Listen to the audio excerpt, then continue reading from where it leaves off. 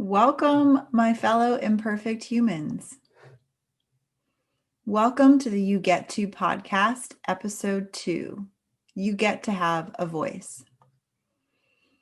It's no coincidence that I'm talking today on my second episode about having a voice. In my first episode, You Get to Just Start, the number one piece of feedback that I got was that you wanted to see me, all of me.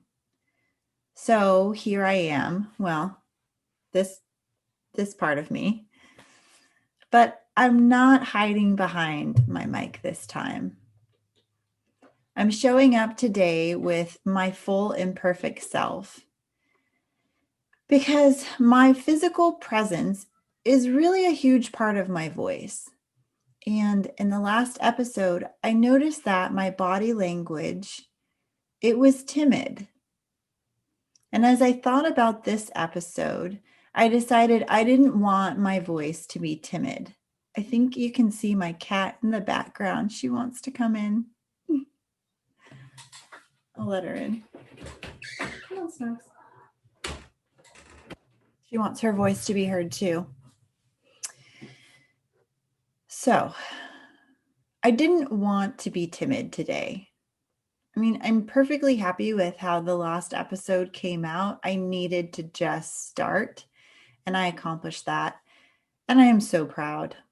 But for episode 2, I wanted a little bit more from myself. And as you told me, so did you. If you're anything like me, the idea that I have something worthy to contribute with my voice brings up a lot of emotions, fears, and questions.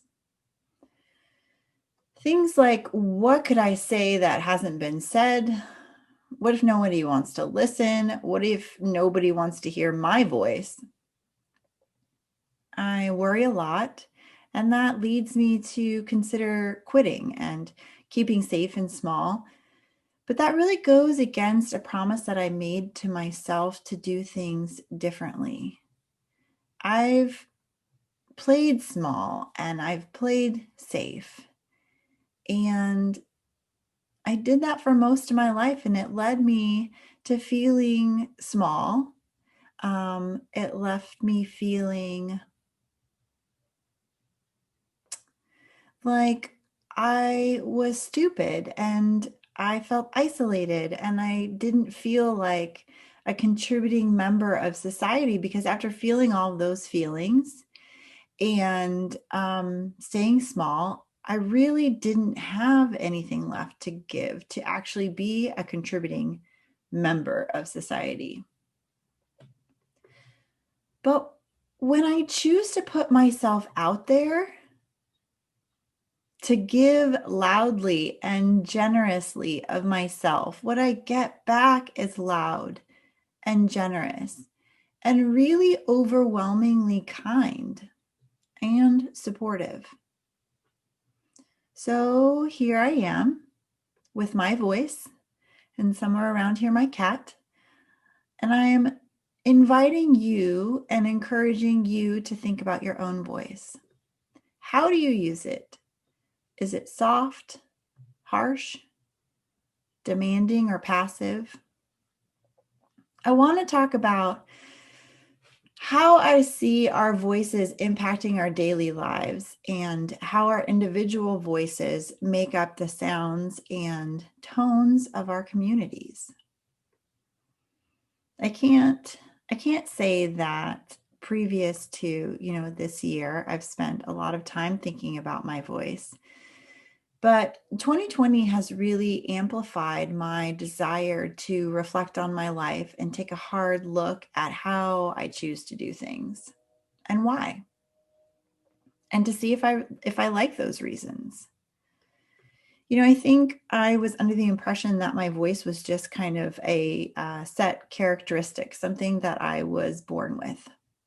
But what I didn't realize is how much control I have over when and who I share my voice with.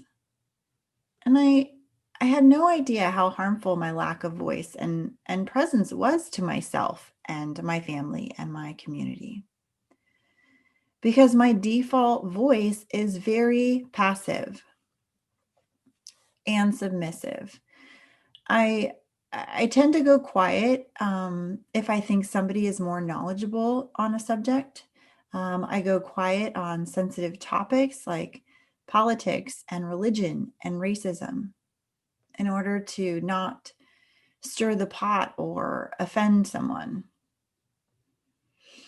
I easily get lost and confused in a crowd of loud voices. And instead, I usually just kind of sit back and observe.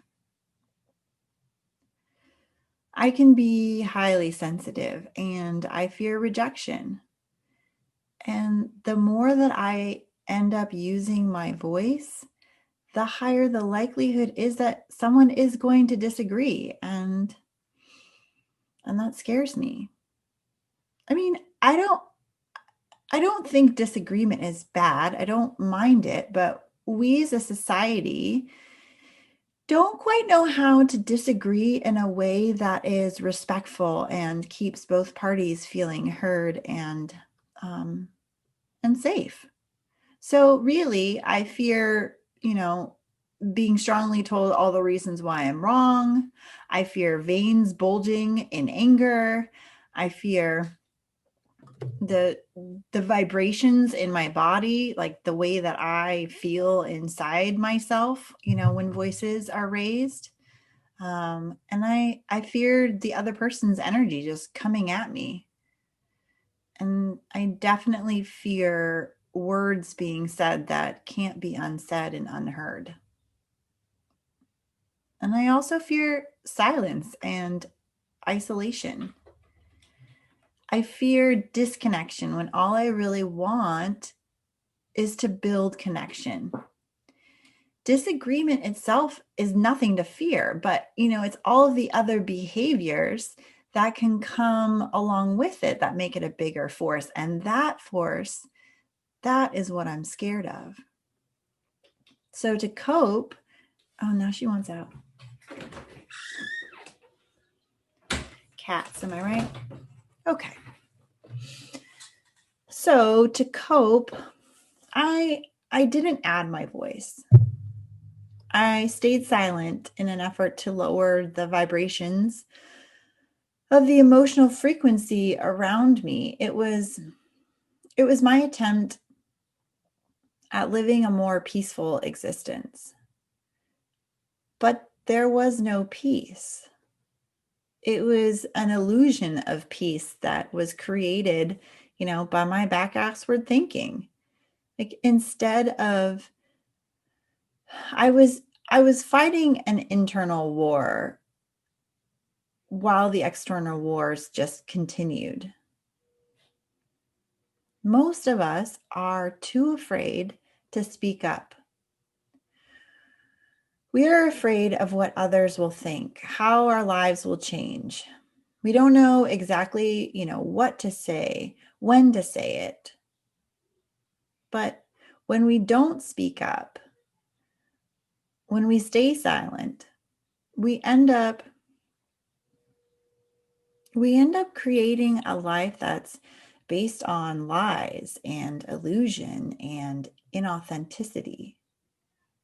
Then we go on to create families and communities that are built on those lies and illusions and inauthenticity. They aren't always big, they're often little things. Like when someone's words and their body language just don't match up.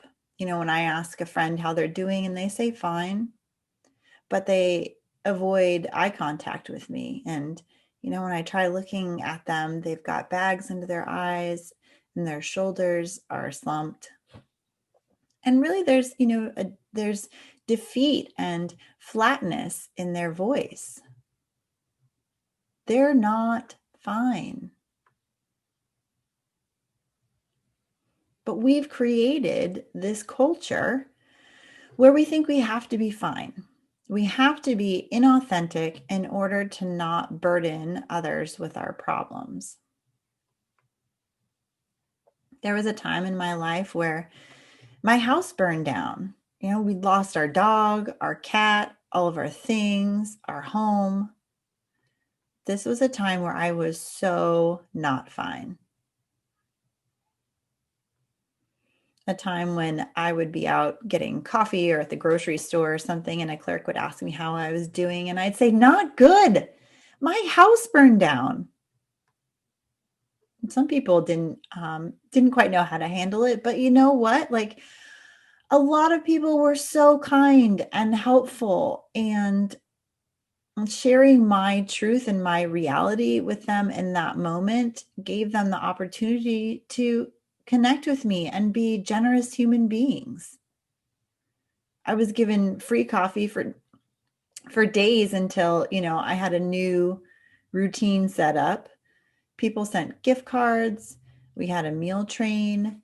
Our vet bills were paid.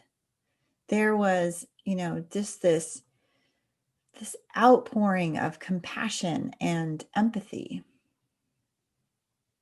I was so raw and vulnerable that I just had no energy to conform to the social niceties that I had been conditioned to perform. I literally could not pretend to be fine in this moment.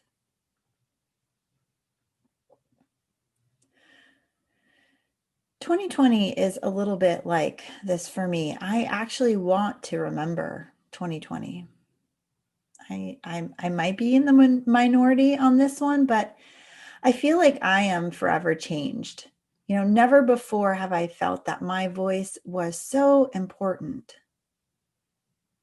As I look around at the loud voices, the voices that are leading, the voices that are being stifled, the voices that are being ignored, the voices that are being murdered,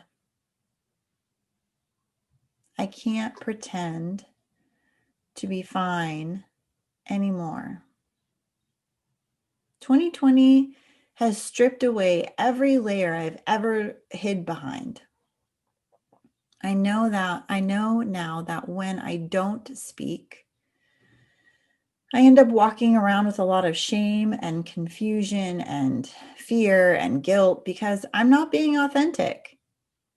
When I don't speak, I am contributing to a corrupt government, systemic racism. And I'm looking aside when I know that we are building on cracked and flawed foundation. When I don't speak, I'm buying into a life of fine. But guess what, friends? I want a life better than fine. And most of us aren't even fine. We're having to lie and pretend to even be at the low bar of fine.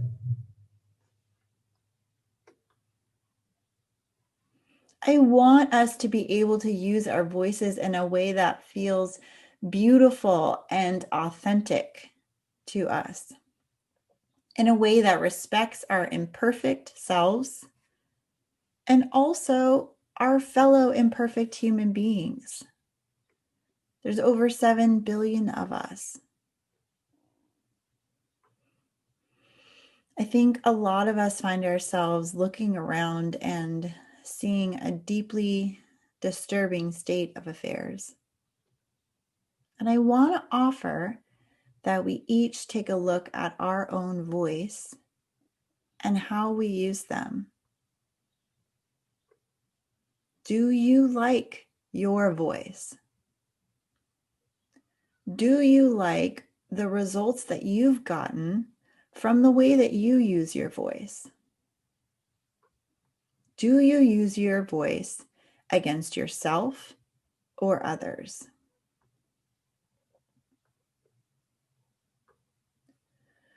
We each have a voice, and it's up to us on, how we want to use them. But our voice is shaped by our communities and the people that we surround ourselves with. But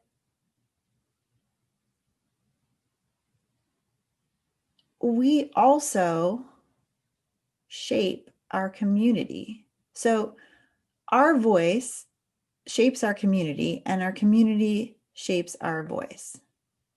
And it can be really difficult to step out of that loop for a bit to assess whether we like this loop that we are in.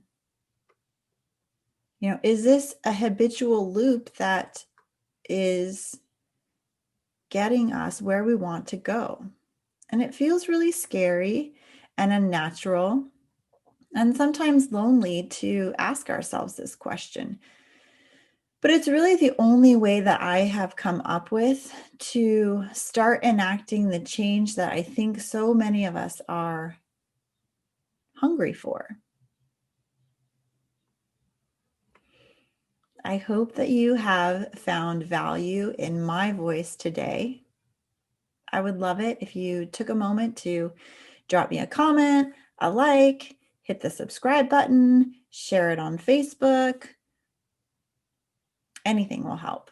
And it is the best and fastest way to help me get this video out and into the hearts and minds of people, because you get to have a voice and your voice is important. Bye for now.